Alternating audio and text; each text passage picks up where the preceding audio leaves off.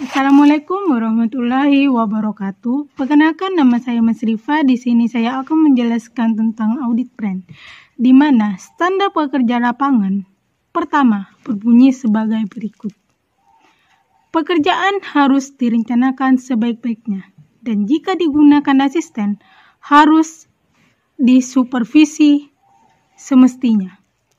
Di mana perencanaan audit meliputi pengembangan strategi, penyeluruh pelaksanaan, dan lingkup audit yang diharapkan, sifat, luas, dan saat perencanaan bervariasi dengan ukuran dan kompresitas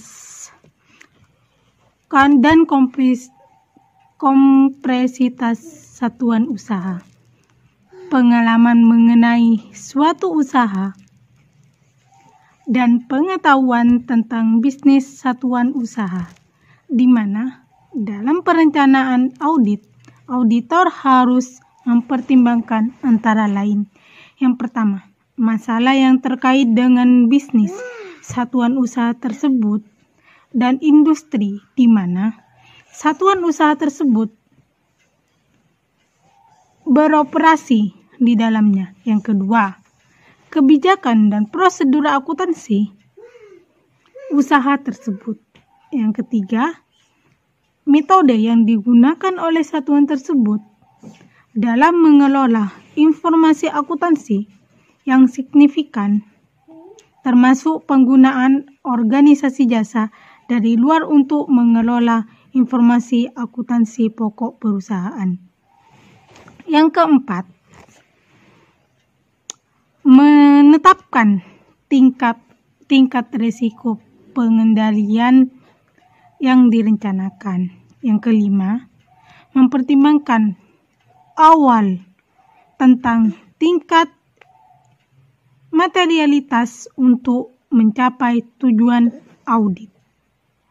Selanjutnya, pos laporan keuangan yang mungkin memerlukan penyesuaian. Yang terakhir, yaitu tentang kondisi yang mungkin memerlukan perluasan atau perubahan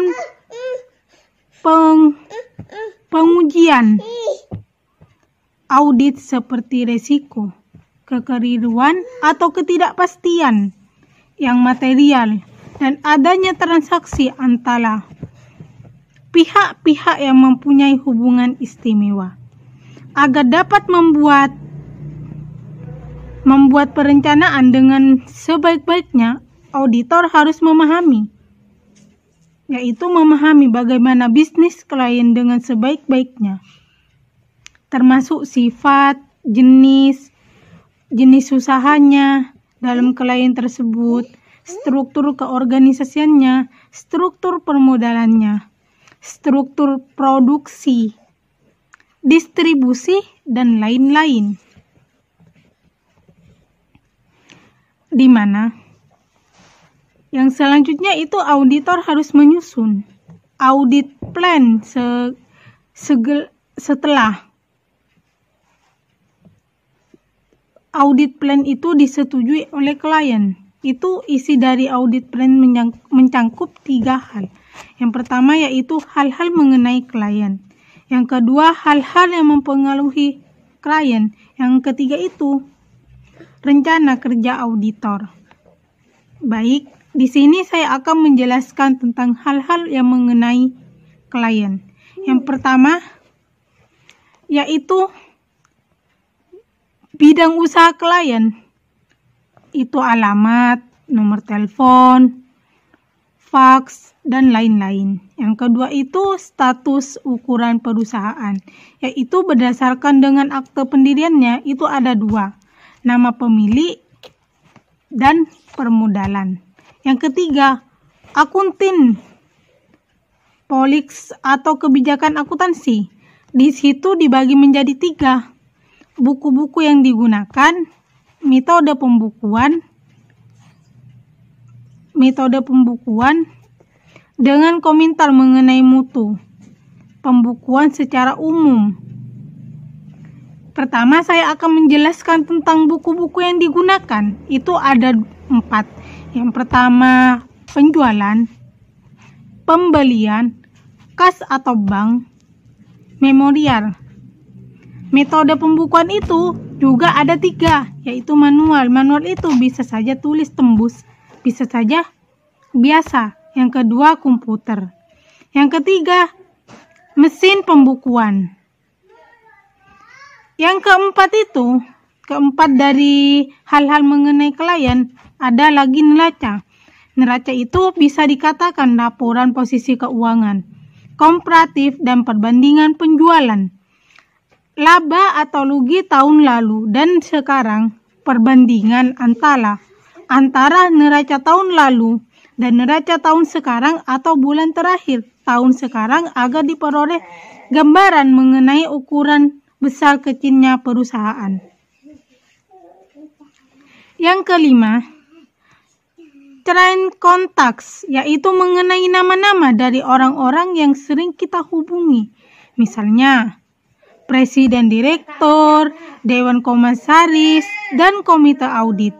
Selain itu juga diketahui nomor telepon. Untuk mengetahuinya bisa melewatkan nomor telepon, fax, dan alamat email. Yang keenam, itu accounting, auditing, dan tax publishing, di mana harus dijelaskan persoalan-persoalan yang mungkin akan dihadapi oleh klien seperti accounting publishing, auditing publishing, dan tax publishing, kayak gitu. Mungkin penjelasannya saya cukup sekian. Mungkin nanti akan dilanjutkan oleh teman saya mengenai tentang hal-hal yang mempengaruhi klien serta rencana kerja auditing. Baiklah, kali ini saya akan menjelaskan isi dari audit plan yang kedua, yaitu hal-hal yang mempengaruhi klien.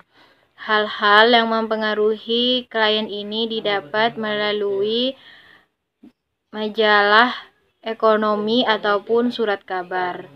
Majalah ekonomi atau surat kabar ini diantaranya yaitu ada Business News, ada Ekonomi Keuangan Indonesia. Contohnya, adanya peraturan-peraturan baru yang dapat mempengaruhi klien. Isi dari audit plan yang ketiga yaitu rencana kerja auditor. Rencana kerja auditor ini memiliki hal-hal penting, diantaranya yang pertama yaitu staffing. Staffing ini terdiri dari nama partner, nama manajer, nama supervisor, nama senior, dan nama asisten. Selain staffing, ada juga waktu pelaksanaan. Waktu pelaksanaan ini juga ada beberapa tahapan. Yang pertama yaitu kapan waktu dimulainya suatu pemeriksaan, yang kedua berapa lama waktu pemeriksaan, dan yang ketiga deadline dalam arti laporan pemeriksaan dikirim kemana dan waktunya sampai kapan, selesainya kapan, dan kepada siapa report itu dikirim. Selanjutnya yang mempengaruhi waktu pemeriksaan yaitu budget. Budget ini baik dalam jumlah jam kerja maupun biaya pemeriksaan. Ada beberapa tarif yang dibebankan kepada klien, yaitu tarif masing-masing staf dan taksiran, jumlah jam kerja masing-masing staf antara lain partner, manajer, senior, junior, budgeting per section atau area. Misalnya, pada pemeriksaan piutang memerlukan waktu 60 jam. Yang 10 jam itu in charge dan yang 50 jamnya itu asisten. Selain staffing dan waktu pemeriksaan, ada juga jasa-jasa yang diberikan oleh auditor. Yang pertama yaitu general audit, yang kedua special audit, yang ketiga bantuan administrasi, yang keempat menyusun laporan keuangan, neraca dan laporan laba rugi komprehensif, dan yang kelima yaitu pajak. Selain hal-hal penting yang termasuk dalam rencana kerja auditor, ada juga beberapa hal-hal tambahan yang merupakan bantuan-bantuan yang dapat diberikan klien. Yang pertama yaitu mengisi formulir konfirmasi piutang ataupun mengisi formulir konfirmasi utang. Dan yang kedua mengisi schedule. Yang pertama yaitu aging schedule atau umur piutang usaha.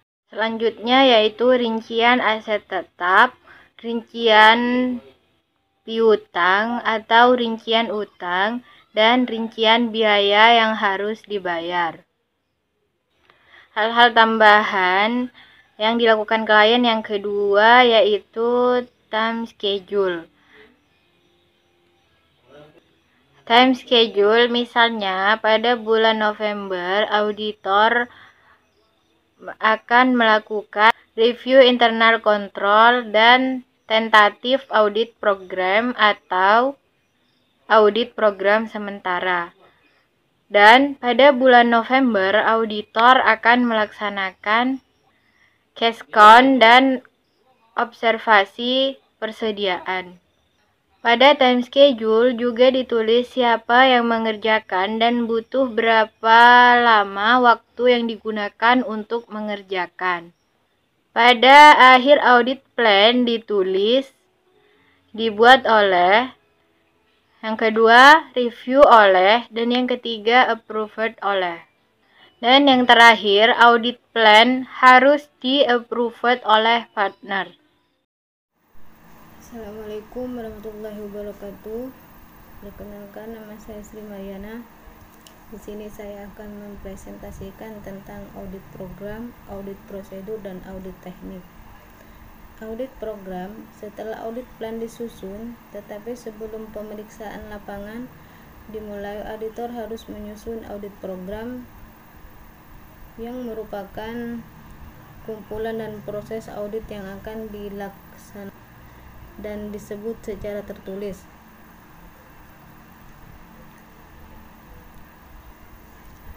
Audit program membantu auditor dalam memberikan perintah kepada asisten mengenai pekerjaan yang harus dilaksanakan. Menurut keyakinan, auditor diperlukan untuk mencapai tujuan audit.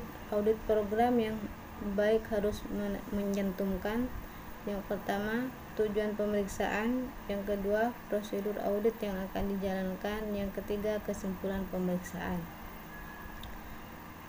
Sebagian KAP menggunakan audit program yang sudah distandarisasi dan digunakan setiap klien. Sebagian lagi menggunakan audit program yang disusun sesuai kondisi dan situasi di perusahaan. Tailor-made akan lebih baik jika audit program dibuat terpilih untuk komplikase, tes, dan substansi.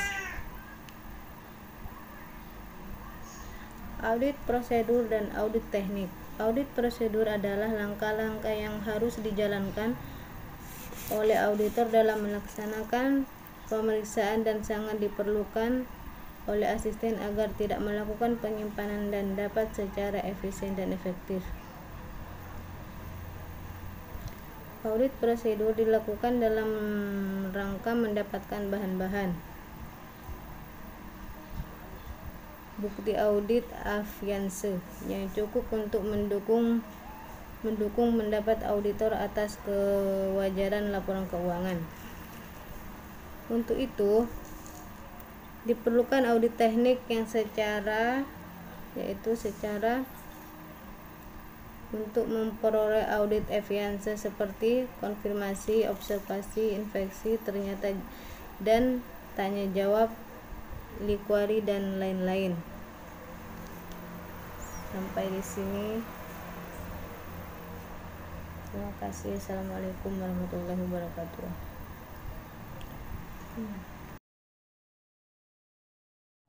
Assalamualaikum warahmatullahi wabarakatuh. Saya Yulia Astuti. Saya akan menjelaskan tentang resiko audit dan materialitas. Tanggung jawab auditor adalah menentukan apakah laporan keuangan mengandung kesalahan penyajian material. Dan material itu sendiri adalah besarnya nilai yang dihilangkan atau salah saji informasi akuntansi yang dapat dilihat dari keadaan yang melingkupinya. Materialitas dapat mengakibatkan perubahan atau pengaruh terhadap pertimbangan orang yang berkepentingan yang meletakkan kepercayaan terhadap informasi akuntansi. Dan hal ini biasanya berkaitan dengan audit sampel yang dilakukan auditor. Dalam menentukan sampel audit juga akan mempengaruhi kualitas audit yang nantinya akan menyebabkan timbulnya risiko audit. Yang pertama yaitu perencanaan materialitas. Pada perencanaan materialitas, auditor harus melakukan pertimbangan awal untuk menentukan tingkat materialitas perencanaan. Pada perusahaan klien, setiap auditor dapat berbeda dengan tingkat materialitas pada saat pengambilan kesimpulan audit, juga pada saat mengevaluasi temuan audit. Hubungan salah saji kuantitatif dengan jumlah tertentu dalam laporan keuangan itu terdapat 4. Yang pertama, laba bersih sebelum pajak dalam laporan keuangan. Yang kedua, jumlah aktiva dalam neraca. Yang ketiga, jumlah aktiva lancar dalam neraca. Dan yang keempat itu adalah jumlah ekuitas pemegang saham dalam neraca. Yang ketiga itu faktor kualitatif yang menyebabkan materialitas. Yang pertama yaitu kemungkinan terjadinya pembayaran yang melanggar hukum. Yang kedua, kemungkinan terjadinya kecurangan dalam perusahaan klien.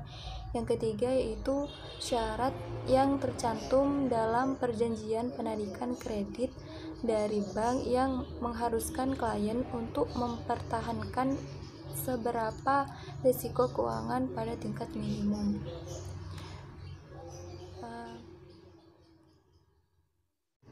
Ada 2 konsep yang melandasi keyakinan yang diberikan auditor. Yang pertama yaitu konsep materialitas, menunjukkan seberapa besar salah saji yang dapat diterima oleh auditor agar pemakaian laporan keuangan tidak terpengaruh oleh salah saji tersebut. Yang kedua yaitu konsep resiko audit, menunjukkan tingkat resiko kegagalan auditor untuk mengubah pendapatnya atas laporan keuangan yang berisi salah saji material. Assalamualaikum warahmatullahi wabarakatuh. Saya akan menjelaskan 3 jenis-jenis risiko.